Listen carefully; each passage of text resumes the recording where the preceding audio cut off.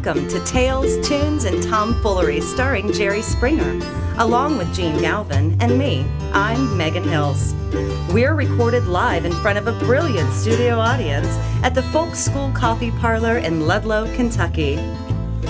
My daddy came home. Ladies and gentlemen, Jerry Springer. Thank you. Thank you. Thank you very much. That's very nice. I'm glad I dressed up. That really was nice. Yeah. Hey, when we came in, Yeah. Because we drive up, we park, come into the Folk School Coffee Parlor in Ludlow, Kentucky, and you were stopped by somebody, and I came into the coffee parlor. Yeah, what was going on? It was kind of strange, actually. It was an older gentleman, and he just stops me as I'm coming in, and he said, "Hey, Jerry, how you doing?" "Fine." He says, "I got this new hearing aid." I said, "What?" And he says, "This is the finest hearing aid money can buy." I said, God, "Yeah, what Jerry. kind is it?" He said, 4 o'clock. Yeah. I thought nobody here Unbelievable. should be laughing at this. We've all heard it before, and we should not be encouraging this. It's unbelievable. And he just, he went on and on. Where is he? And now you, You know- owe our audience an apology, Yeah. sir. And I See, get he it. said, "What kind is it?" And I No, we get it. Yeah. It's always a good joke when you have to explain why it's funny. Yeah. That's how you know it's good. And this is how different we are. You Yes. come in and you tell, obviously, a joke because you like the reaction you get from the audience. And if I'm going to tell any story, it's something that's from my life that actually happened. And I don't want to bring everybody down, but my Uncle Teddy, on my Irish side, I'm half Irish and half Italian, Yeah. Megan. Well known, Yeah. well And- documented. And on the Irish side, my Uncle Teddy died. Oh. I'm sorry. And what we do in the Irish culture is, and it's kind of bizarre and dark, but we all gather if he's in a hospice or in a hospital room, and everybody gathers in those final moments, packed with relatives. All my Irish relatives were there. And I walk in and they said, there's like a buzz going around the hospital room. And I said, "What's up?" And they said, "Teddy, who has been a lifelong Democrat." Mm-hmm. I mean, I probably got my Democratic Party roots from my Uncle Right, Teddy. from Uncle Teddy, And yeah. he said, and they said he just converted to become a Republican, like on his deathbed. Is that why he died? No. And I went, and I said, "Well, that's impossible." And, all my relatives saying, "No, it just happened. It happened right before you got here." He made an announcement. And I went over to him, and I wanted to, console him in the final moments of his life. But frankly, I was kind of pissed off. And I said, "Uncle Teddy, what are you doing? You've been a Democrat your entire life. What are you doing becoming a Republican?" And he says to me, "It's better that one of them die than one of us."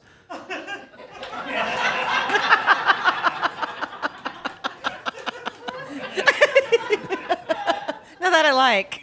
So Nice job, Gene. See, So I that you come in- laugh at. Yeah.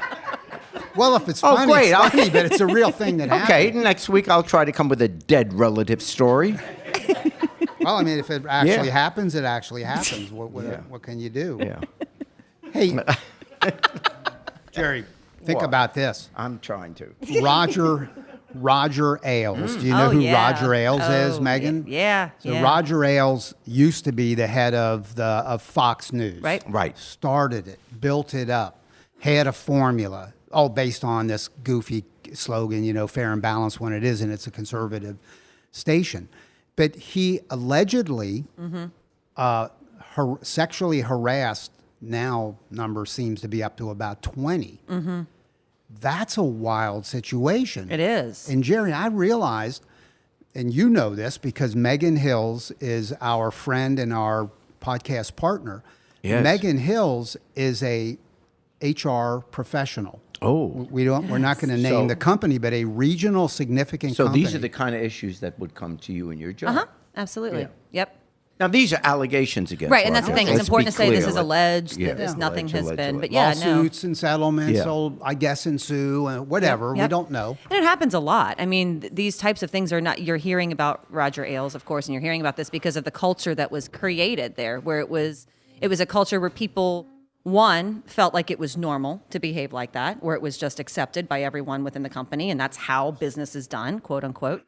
Or it was a culture of retribution where people felt like if they were to come forward that there was a retaliation culture where you weren't allowed to come forward, where you would be punished or forced out of the organization. Whether or not on paper, whether or not it was ever black and white, that was the feeling, it sounds like. Allegedly, people are alleging that was going on there. They're alleging that he hit upon them. He hit women, or some women are saying Right. that he hit upon them, was asking either to go out or sexual favors or whatever. Correct. That he was proposing it, and they either indirectly or directly felt pressure. They better say yes, and if they say no, they could lose their job, they wouldn't get the promotion, whatever it may be. They felt some sort of a threat, which is the definition of harassment, where you feel like it's a quid pro quo, whatever it is, you feel that you must do this. But the bigger problem when you're reading through all these interviews and you're reading these allegations, the thing for me that kept standing out was that this was business as usual. That this wasn't unusual for Roger Ailes to behave like this, if indeed he did. That things were going on within that culture that allowed this to happen. And with somebody that creates that culture, he's ultimately responsible for it, right?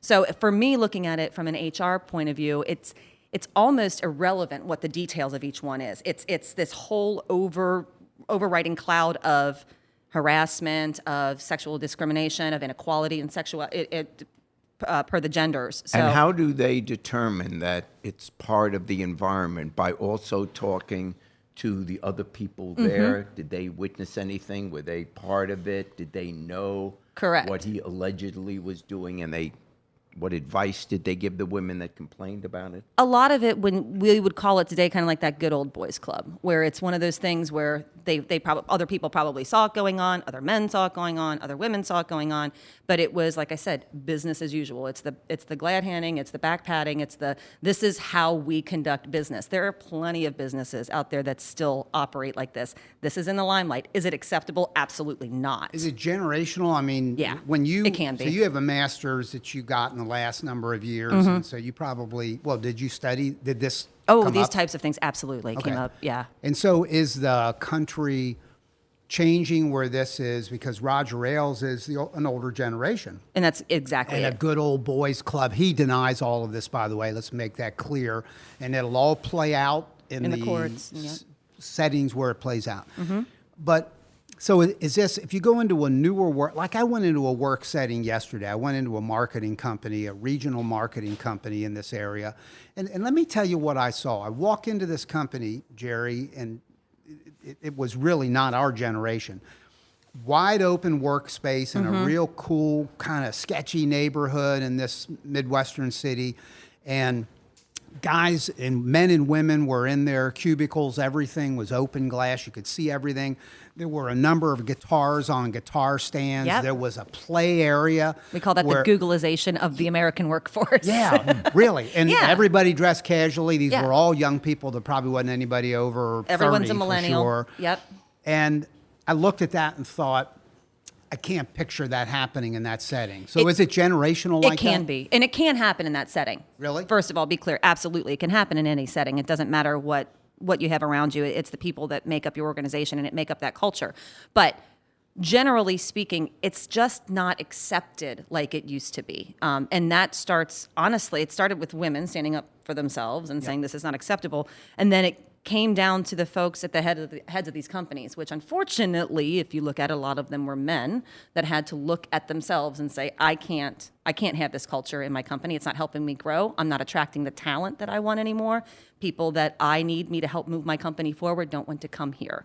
So that kind of shift really helped. And generationally speaking, I mean, I work in an industry that is by no means a regular kind of office staff. It's a professional industry, but the men and women that I work with are definitely more. Not many have graduated college, so we're not talking about a P&G, for example, that type of environment. But the men and women that I work with at every level, the younger you get, the less accepting they are, thankfully, Of any bull crap. of like all that. this yeah. crap. Right. They're not accepting of the unequal pay. They're not accepting of the treatment of women as however. And the sexual discrimination stuff, it's not going to ever completely go away, in my opinion. But the way that this generation has been brought up, it's just not how you do business anymore. So I would look for that to come up in the people that are coming up behind Roger Ailes and the people that are going to be running these companies as we go forward. You're going to see it lessen, thankfully. It's not going to be eradicated, but it's going to lessen. when you heard Donald Trump say, See, and that's well, a look, problem because he's gonna help perpetuate the culture that would put it back right remember where we what were. he said, Right. which was, hey, if it happened to my daughter, I'd tell her to get another job or change professions. No. What was your reaction That to is that? that's absolutely incorrect. Oh, yeah. It's not acceptable anymore to say you have to put up with this at your work. You have to feel that your job or your career is at odds because you might not sleep with somebody. Like I would never tell my daughter, my sister, my friend, anybody to leave and find another job. You stay there. That's your job. Yeah, I mean that's part of their harassment. The fact that you're now under pressure to have to leave. I mean that was the most absurd answer ever. And the responsibility of It's an a employer. 1950s mentality. It is. It's Ma- when Mad Playboy Men on- magazine yeah. came out. Absolutely. I mean, even the presentation. To be fair, the presentation of Fox is initially the idea was, which was the marketing of it, we're going to go after older white men. Mm-hmm. That was politically who they were aiming at as an audience. They thought there was a marketplace of older people who weren't too happy with the way the culture was going, and they wanted to go back to so it's the businessmen in their cars driving to work. They would, so that's the notion of who their audience was. And then you look at how they pick their anchors. Mm-hmm.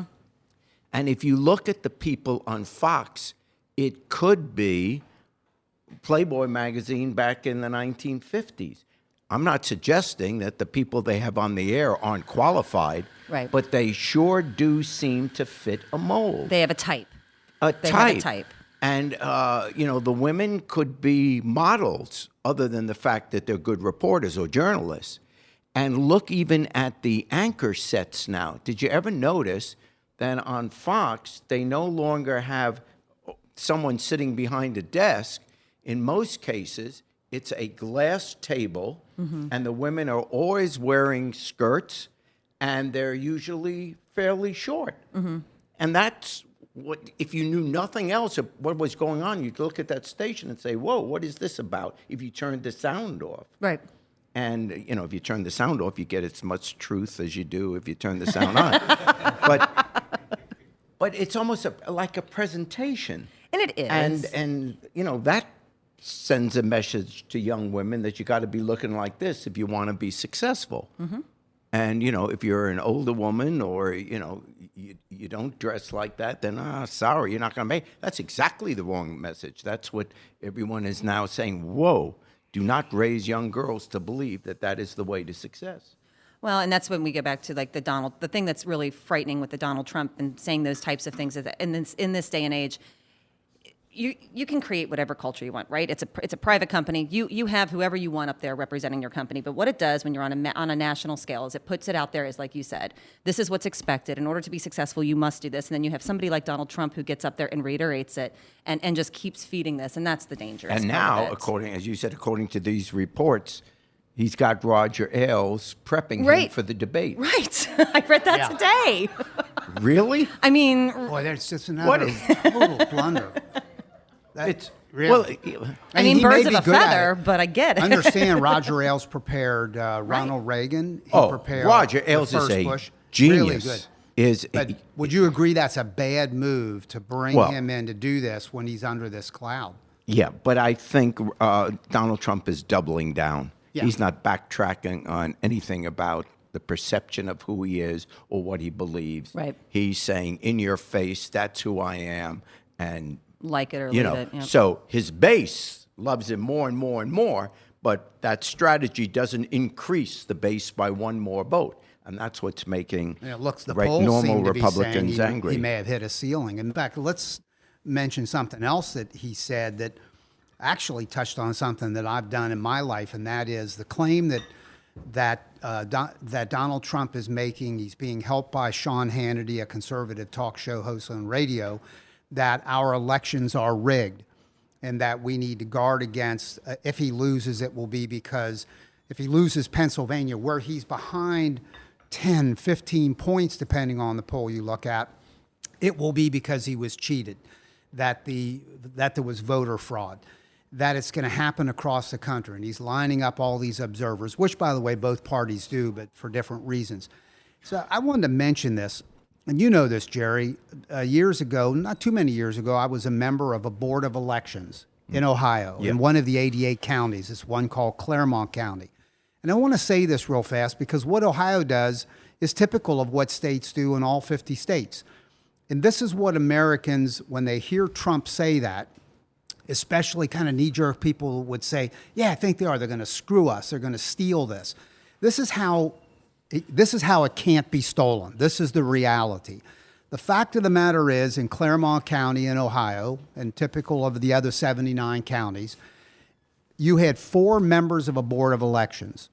2 came from the central committee in the county from the Democratic Party.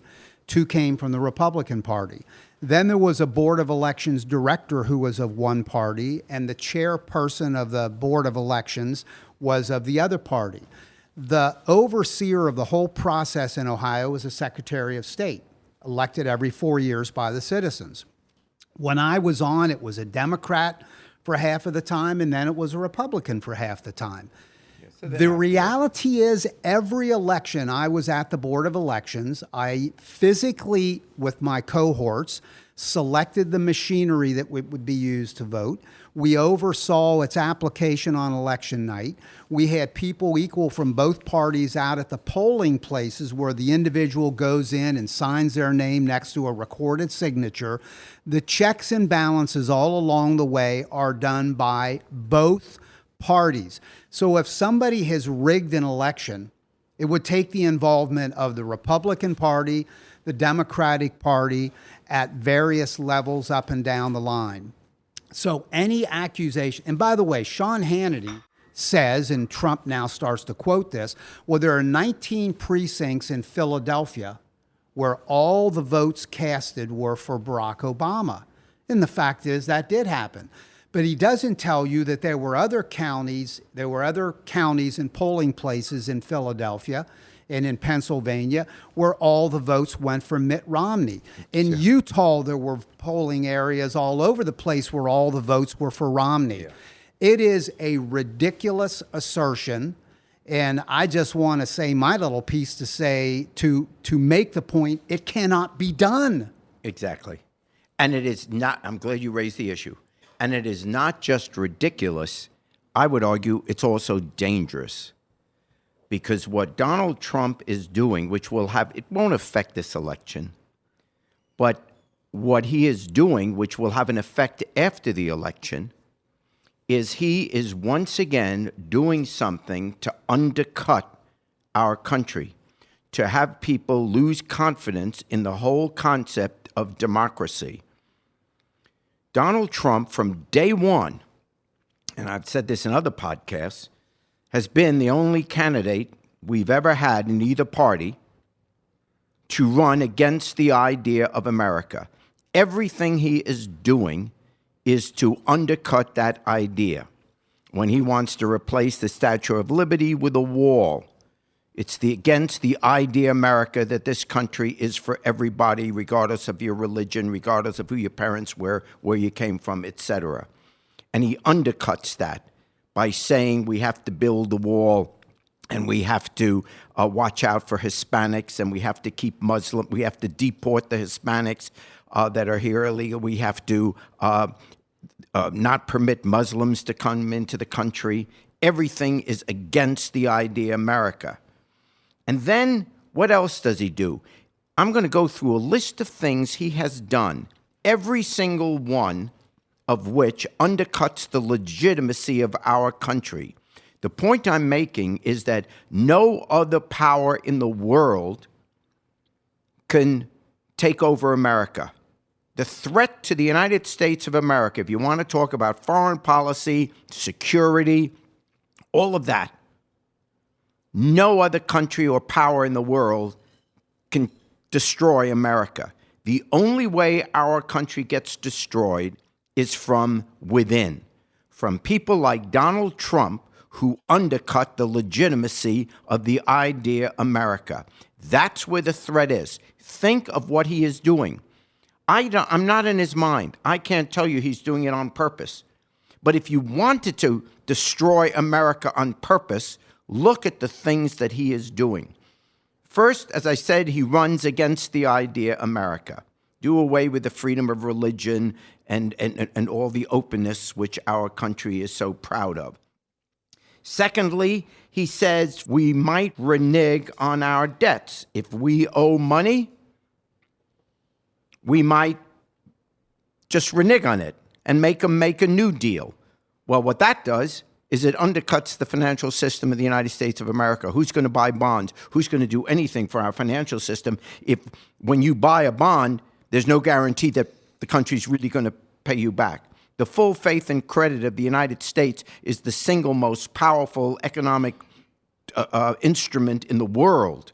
And he wants to undercut that by telling the world, don't do business with America because we won't necessarily pay our debts. The next thing he says is, we're going to break our treaties. 70-year deal with NATO, no more of that. You can't guarantee that we're going to back up. We say to the NATO countries, to European countries, don't count on us to back you up because we're not going to necessarily deal with that treaty anymore. Well, what do you think has kept the world from having a world war since World War II? What's going to stop Russia from not just moving a little bit into Ukraine, but taking Ukraine over? If there's no more NATO and we're not backing up NATO, what's to stop Russia from going ahead and taking over Lithuania, Estonia, Latvia, Poland? You pick the country. Who's going to stop Russia if we're not going to back NATO anymore? Third, so break the treaties, break the credit of the United States of America, work against the idea America, then insult the entire Muslim faith. Over 1 billion people in this world. Tell them all that they're not welcome in our country. They're all subject to being terrorists or the possibility of becoming terrorists. There's a weakness in their religion. Well, what that is the absolute recruiting tool for terrorists. Some disgruntled kid sitting in the middle of Kansas City, Missouri, will go to that website and say, hell, I'm pissed off, and yeah, I'm going to join them. To every Muslim, disgruntled Muslim in the world.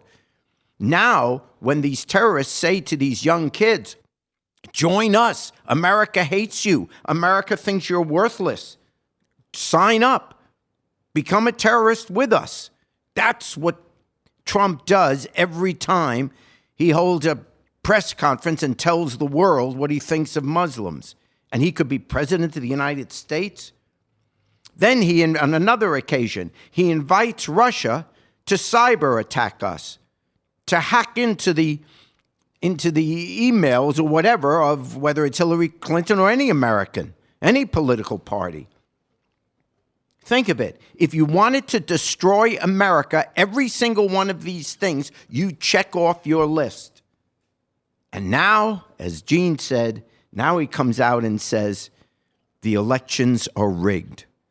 Well, if you get the American people, or if you get enough people to believe that elections are rigged, there goes democracy. Either one, people will stop voting, or two, they won't believe the election results. He delegitimizes our government. Why obey any law? Why listen to any authority? Why listen to the American government? It's not legitimate. He tried to delegitimize Barack Obama by saying he wasn't even born in America. He shouldn't be, he's not our president. He keeps doing these things. And we keep saying, well, he's just a buffoon. At what point do we say, wait a second? And then what about his campaign chairman? The guy who now apparently, there are records that say that $12 million in cash were sent to him as he was representing the Ukrainian president who was pro-Russian and then dumped. So the Russians like this guy, and they're giving him, $12.5 million in cash, and he's running Trump's campaign.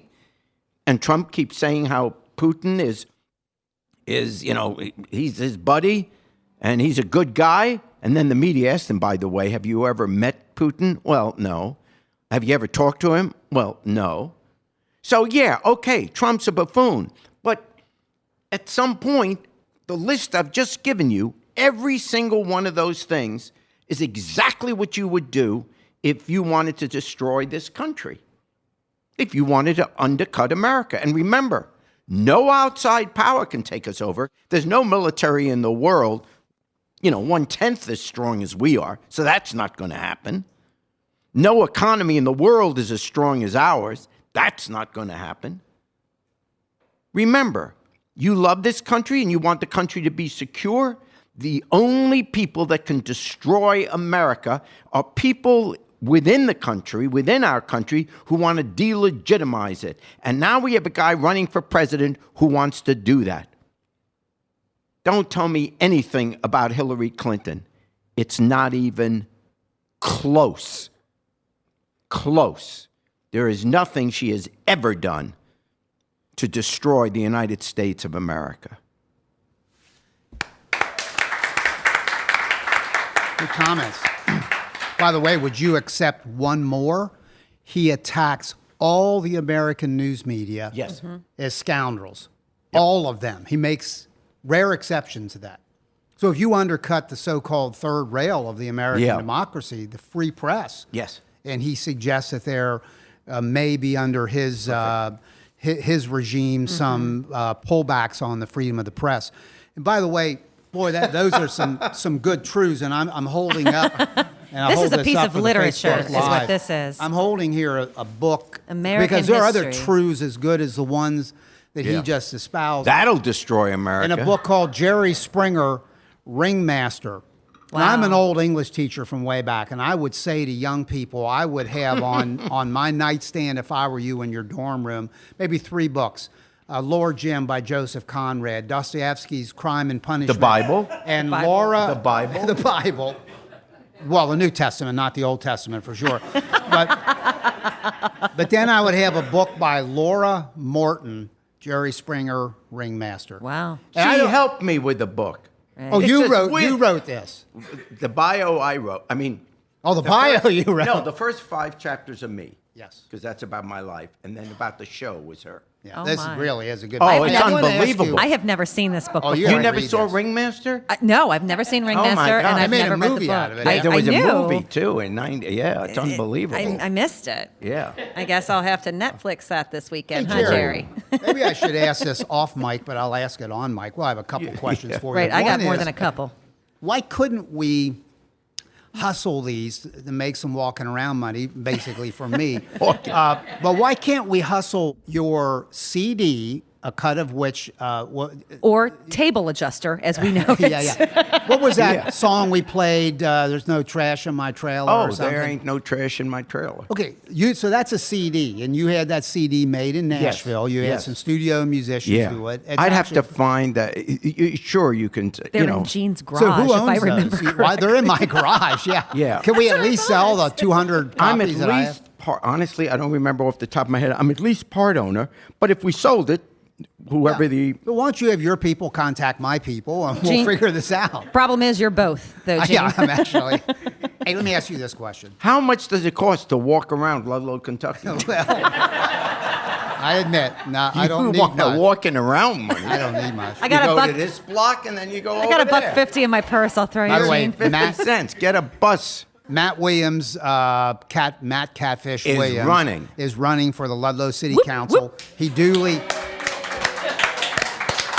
He duly filed his campaign Soon-to-be papers. councilman. I don't know that a lawyer checked them, but so let's assume they were all done properly. And look who we have. Come up here for a second. This fella is running for a And I remember, state it's rep. words only, no pictures, so you're going to have to describe this. Except for the camera that's right there, Yeah. Gene. Okay, introduce yourself. My name's Joe Otis. I'm running for the state legislature in Ohio's 27th House District. It's the eastern half of Hamilton County. And I'm gonna send you a check for a couple of bucks, whatever. I'll put you an envelope. Yes, yeah. Thank you. No, the reason why every time I see this guy, if you were making a movie and it'd be about some young man running for state legislature, wouldn't it look like him? He has a, what's that hat smile, called? look at that. Yeah. A This straw guy was flat top hat. You guy, probably wearing your student council Were you a student counsel? He's Yeah, gonna- of course. Yeah. If you were making the movie again, Animal House, wouldn't he have been one of the He would have guys? been in it. You would have been in it. Thank you. Love it. Thanks a lot. Hey, Jerry, here's a question. Yeah. So vote for Catfish and Joe, right? Yeah. And Joe. Yeah. Catfish and Joe. Hey, is there Singer? That's nothing. Sorry. is the story in this book? Yes. An American president, one of our presidents, Yes. talked to you personally while he was president and discussed with you his take after watching your TV show. It could be. Maybe the picture's even in. I But know tell what you're that talking about. story. No, this is true. This is true as opposed to everything else I ever said. This part's true. I love when people say, honestly. Yeah. For real, though. It's the first Monday in November 1992. President George Bush is running. 41. 41. First George the Bush, first right? George Bush, 41, is running for re-election, and he's running against Bill Clinton. It's the day before the election.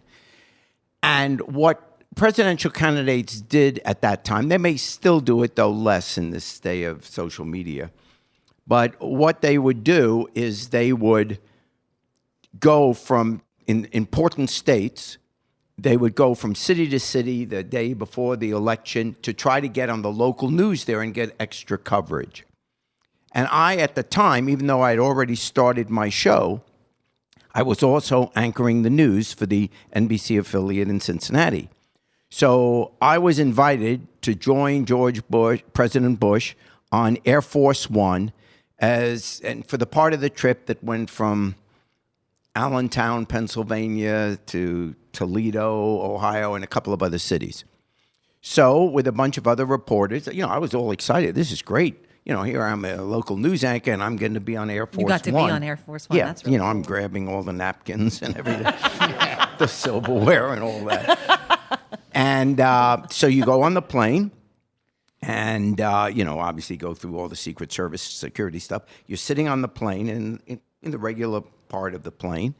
And at some point of the trip, they call you up to go into the cabin with the president. And you get a 15-minute interview with him.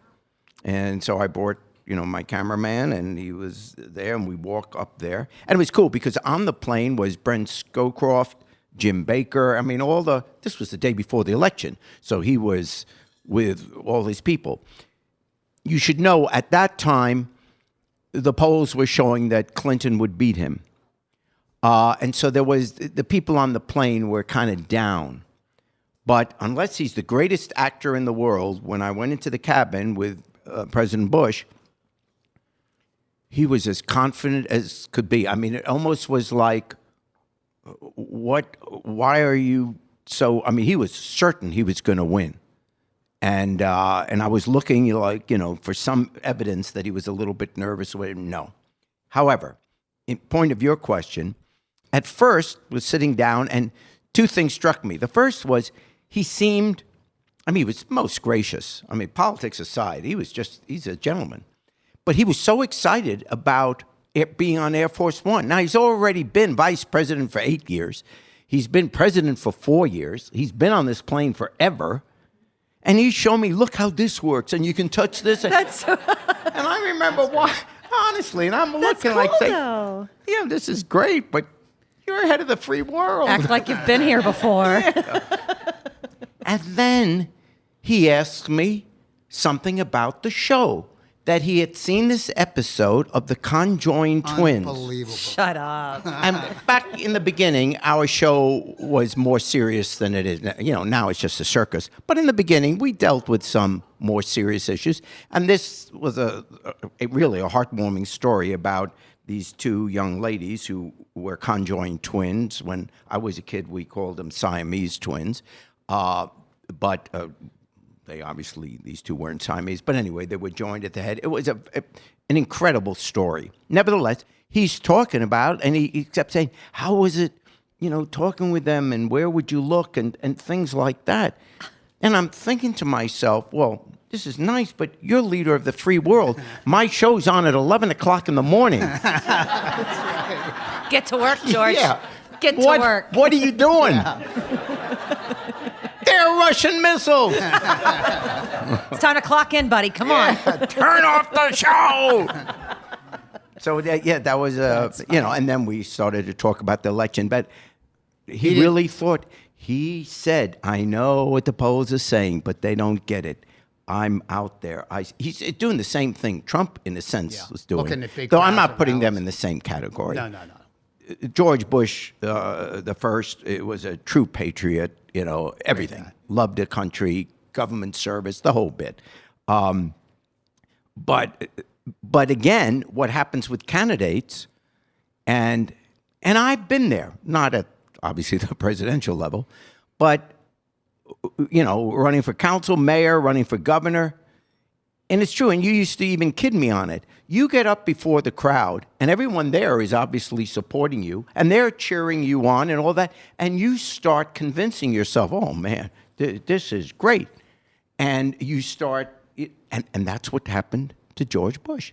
He said, did you see the crowds we just had in Allentown? He says, I'm telling you, they don't understand. These people, they get it. They'll never vote for Bill Clinton. And, of course, Clinton won pretty handily. So, but anyway, that's the time. And he didn't ask about shows where women are snatching wigs or, hold my earrings Hold or my anything earrings. like that. In 92, this was the pre-wig snatching era. Oh, it's pre-wig snatching, right? It's The classical era of the Springer Show, we'll call it. Yeah. These were the classical shows, which are on a separate DVD. You can get those vintage. Call 1-800 and you can get vintage Springer, or and then we have the chair throwing tapes. So you get to choose. Hey, make a quick comment on this other thing that's in the news. And we're going to bring up Truckstop Waterfall, this great duo we have tonight. We're going to hear from in a minute to do some music. But there's been talk among some, and it's been reported in a number of venues, that maybe Donald Trump won't ultimately stay on the ticket. That he might, and there are people beseeching him to do that, drop out, let Governor Pence from Indiana take over and be the nominee. Is that even possible and advised for our country? What's your take on that? Well, there's talk about that now because as we speak now, Trump is just taking a dive in the polls, all the critical states. It really looks like the thing is falling apart at the seams. Doesn't mean that's how it ends up. Things can happen, but right now the campaign is a disaster. And it's, those are the words of Republicans are saying that. And so, therefore, it may be inevitable that people start saying, is there a way to get him off the ticket? Well, number one, the only way to get him off the ticket is for him to withdraw, to say, I am not going to run for president, I withdraw from the ticket. That has never been done before. A vacancy has never been filled by someone who got the nomination of the party, except twice for vice president. In the early part of the 19th century, Sherman, and in 1972, Senator Eagleton from Missouri was the vice presidential selection to run with George McGovern. And McGovern had picked him. The convention confirmed it. So Eagleton was the candidate.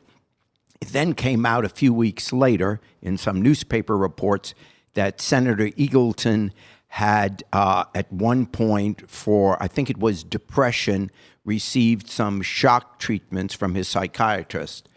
That scared, those were different times. That scared the hell out of everybody. And so he was asked and then removed himself from the ticket. So the Democratic National Committee had to convene. They didn't convene a whole convention again. That's not practical. But the Democratic National Committee had to choose someone else to fill that vacancy to run with McGovern. It turned out to be Sergeant Shriver, the Kennedy brother-in-law. Bobby Kennedy's brother-in-law, Jack Kennedy's brother-in-law, married one of the... Is it Eunice? Yes, Eunice Shriver, right. and he had been head of the Peace Corps, and so he ran with McGovern, and of course, the ticket got beaten. So there is a mechanism in both parties that, for example, if Trump said, I'm not running suddenly, there are two ways the Republican Party can fill it. They can, one, convene the convention again, which, of course, practically speaking, they would never do. They'll choose the second option, which is the RNC, the Republican National Committee, can convene, and they would then decide who the new candidate would be. The vice presidential candidate does not, repeat, not automatically move up to become the top of the ticket. They have to choose someone to be at the top of the ticket. When they vote, each state is given the exact number of votes they had at the regular convention, and then they'll vote, and they got to get 50%, and whoever gets 50% would be the new Republican nominee for president. They could decide to take Pence and make him the candidate, but they don't have to. They could pick Ryan. They could pick Romney. They can pick anyone they want. There are no rules on who they pick, but it's a separate selection than choosing the vice president. Final word on it. It'd be horrible. I don't care how much we don't like Trump. It's not a good thing for the country to have, because of pressure, a candidate remove himself after the convention. And the reason is, think of what that would mean for the future. Number one, when we got the guy going around already saying elections are rigged, your votes don't count, number one, all those primaries would have been for naught. Secondly, even then at the convention, after the convention chooses a candidate, even that won't be final. So every time from now on, with all our elections, it will never be over, because the primaries won't be determinative, the choice at the convention won't be determinative, and then finally, if you don't like who the convention chose, you can still attack the guy, try to get him out, or the woman, and put someone else in. It'll be chaos in all future elections. So it's not a good thing for the country. The Republicans just got to suck it up. You pick someone who admittedly is a horrible candidate and doesn't represent your values. Fine. You suck it up for this election. You hope your congressmen and senators get elected. That's your decision. And in the next election, you try and come back. But we don't change candidates now. It's Hillary Clinton versus Donald Trump. That's who the American people decided should be the candidate. That's the choice you got to make. All right, Truckstop Waterfall. It's Joe Mascherette and Scott Reisner, and they are well known in the what I'll call the tri-state area of Ohio, Kentucky, and Indiana. Start us off with a song, if you would. All right. Here's a song. I'm Joe, and here's a song I wrote called "The Banjo Picking, Tobacco Spitting Gal." It's about a lady that this guy, I thought he had told me about. I found out a couple weeks after I'd written the song that he was not the person that told me about this lady. So whoever you are who told me about her, let me know. It goes like this. Well, she smells real good like a TV dinner, and she's always polite like you just met her. She don't believe in Jesus, says she knows better. She's my banjo picking, a back spitting gal. Yes, she gets high on apple pie. She'll brew up shine that'll make you whine. She's a Renaissance woman with a nasty lip. She's my banjo picking, a back spitting gal. Yeah, she rips five with a lip full of dip. She picks a fine habit, shaking your hips. She don't give a damn and she never will. She grows her on the back way up on the hill. You see her coming, don't be alarmed. Well, it's hard to resist such a natural charm. She's big and strong and stands up straight. She's a banjo picking, a back spitting gal.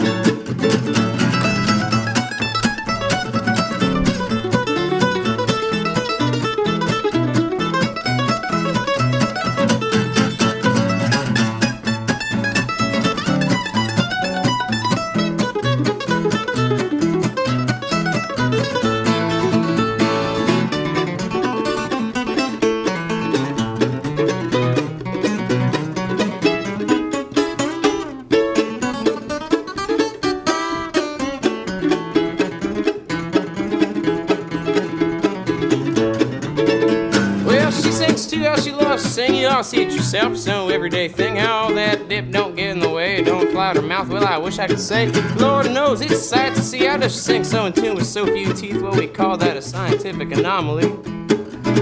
She's a banjo picking, a backspitting gal.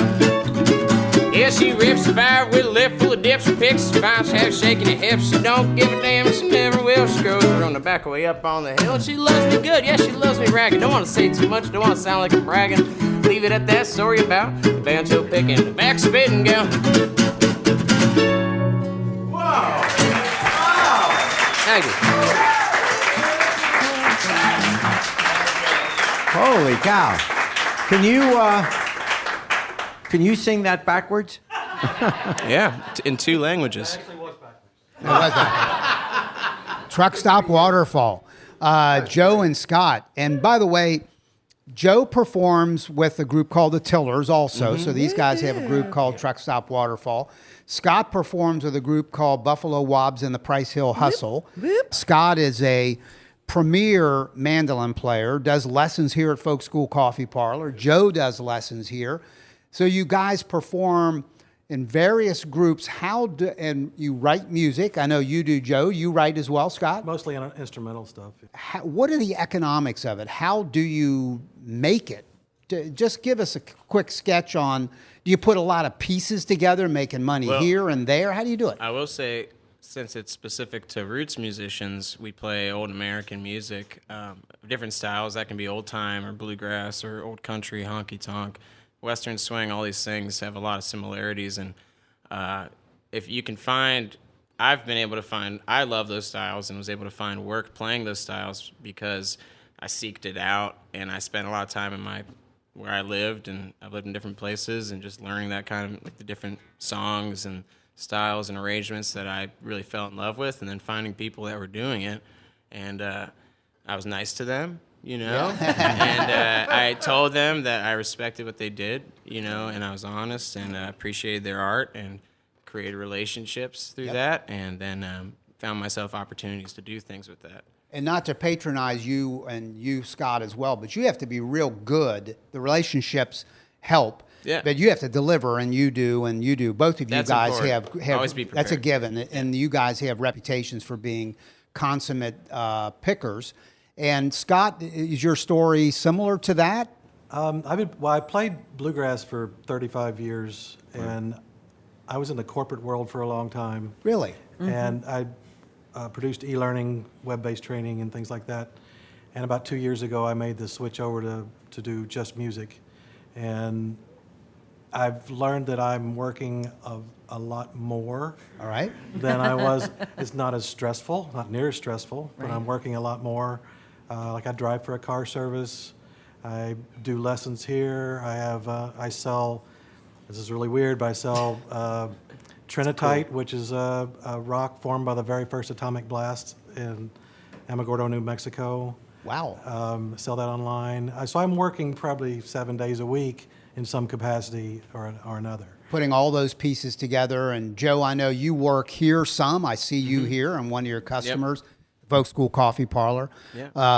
Well, it's a very interesting story, and we're glad you guys are around and here. And would you do us another song? We certainly No? may. Yeah. Maybe. Okay. This is a song that I wrote some years ago. It's just instrumental called Gypsy Moth, and I wrote it with a mandolin player who was the mandolin player on pretty much all of the Oh Brother Where Art Thou Wow. CD. A guy named Mike Compton, who's a good friend of mine. I've known him for years.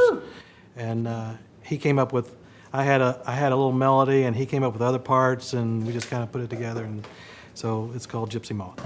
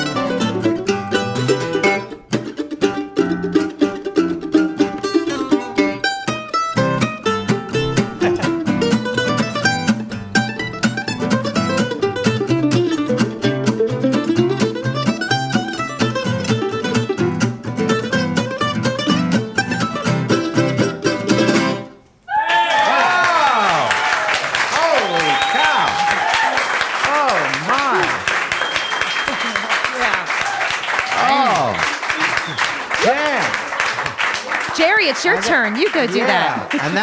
And that's more exciting than being in the corporate world. Just a bit.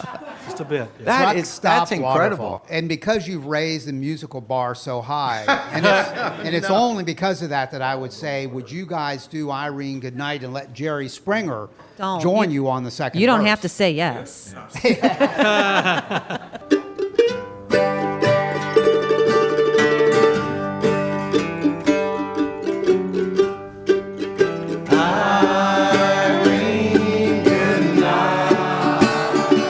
You've been listening to Tales, Tunes, and Tomfoolery, recorded live at the Folk School Coffee Parlor in Ludlow, Kentucky.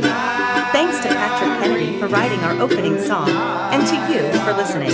Check out our website at jerryspringer.com. Sometimes I live in the country, and sometimes I live in town.